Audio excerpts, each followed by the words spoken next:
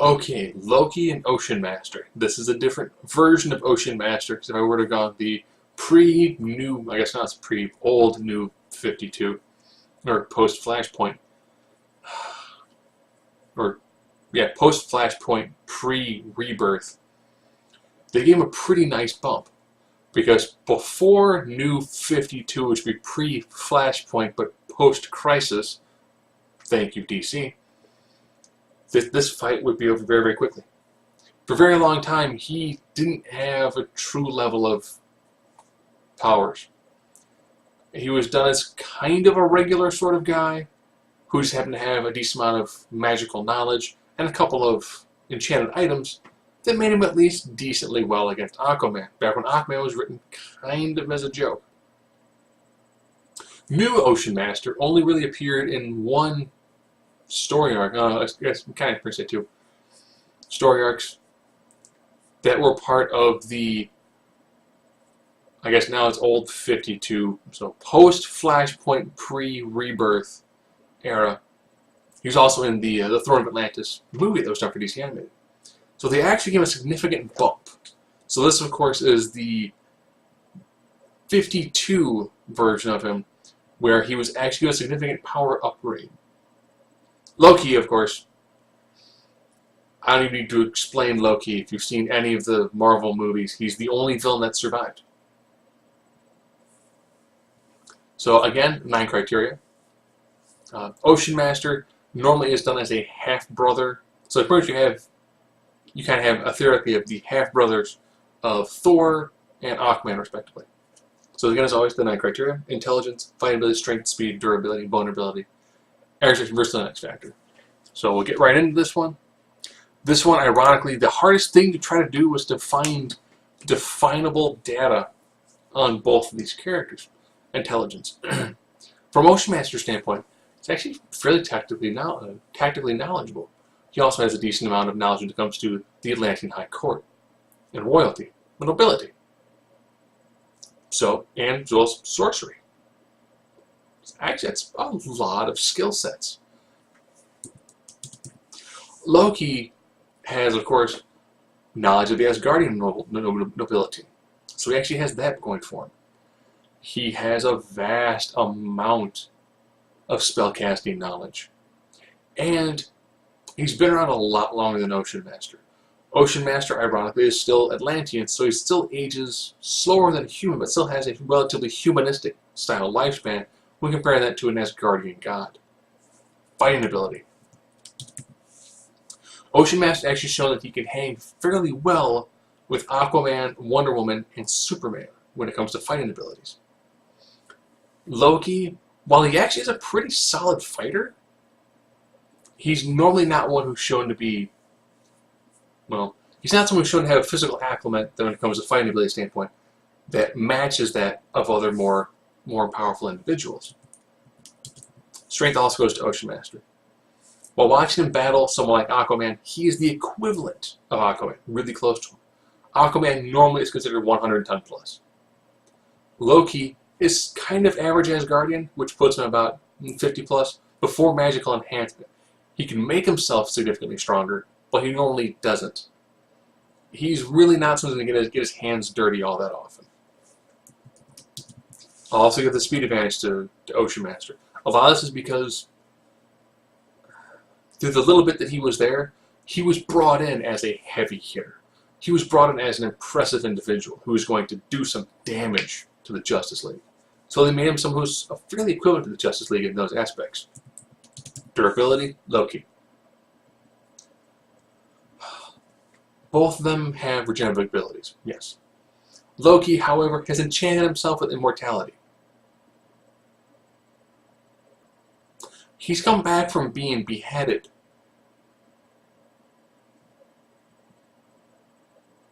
That's kind of a... If someone can cut your head off and you don't die from it, because you will recover from the injury,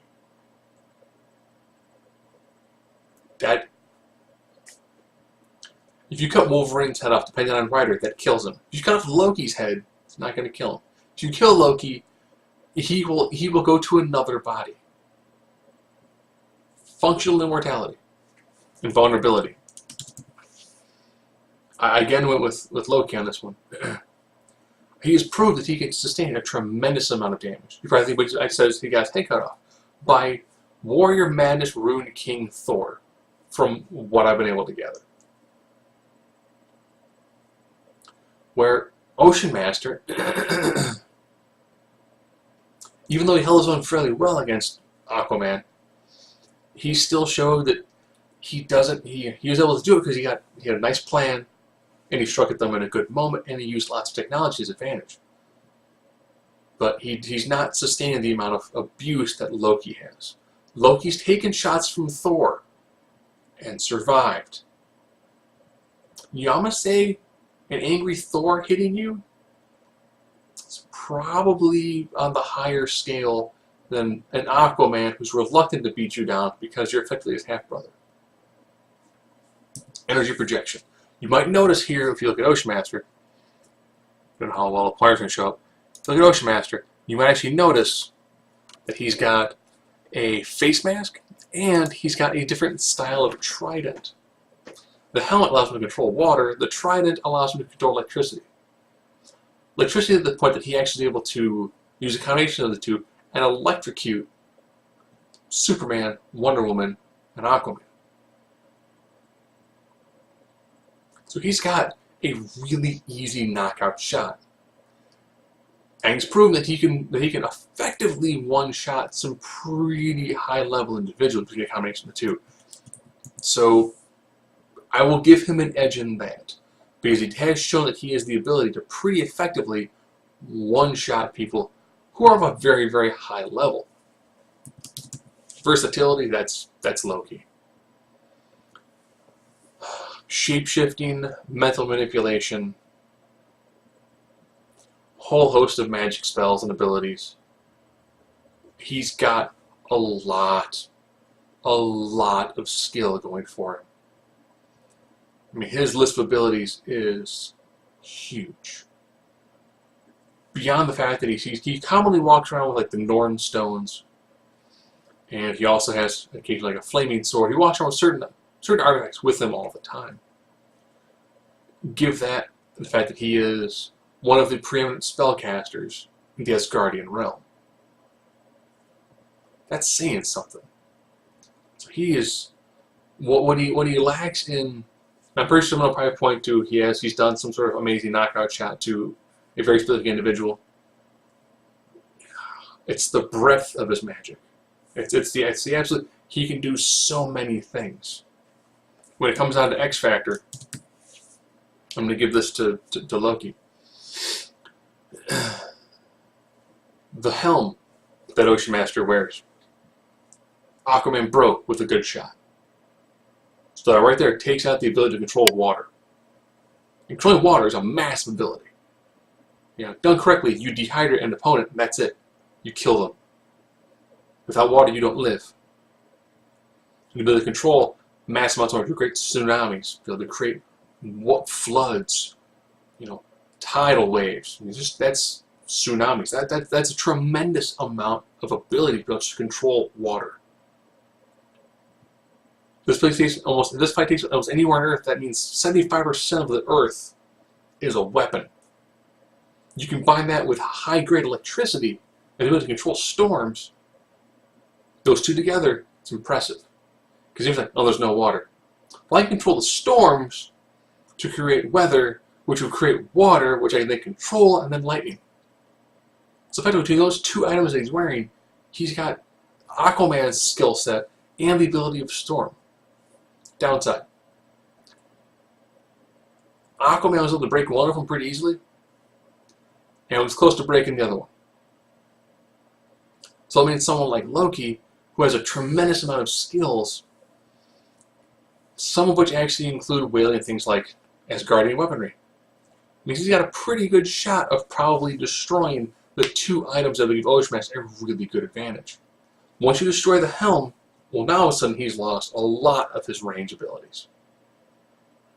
You destroy the helm, well, it's probably pretty easy to destroy the trident. Once those two are done, all of a sudden now you've got a guy who's physically strong, a good fighter, and has some speed to him, taking on effectively a god-level spellcaster who will make absolute easy work of him. So the X factor first comes down to the fact that Ocean Master, for him to be successful, it requires him to use 2 items that, even though they're relatively artifact level in power, can be broken by approximately 100-ton hit, which Loki can augment himself to hit that level, or he can take one of the Asgardian weapons he tends to carry on his person, whether it be the flaming sword he likes to use, the Norn stones. He's also used a magical whip, things that he just has kind of kept on his person.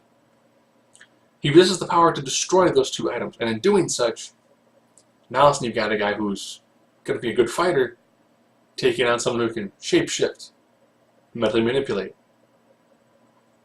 Well, you can be a great fighter, but taking on a shapeshifter who partially can control your mind, you're not going to last very long.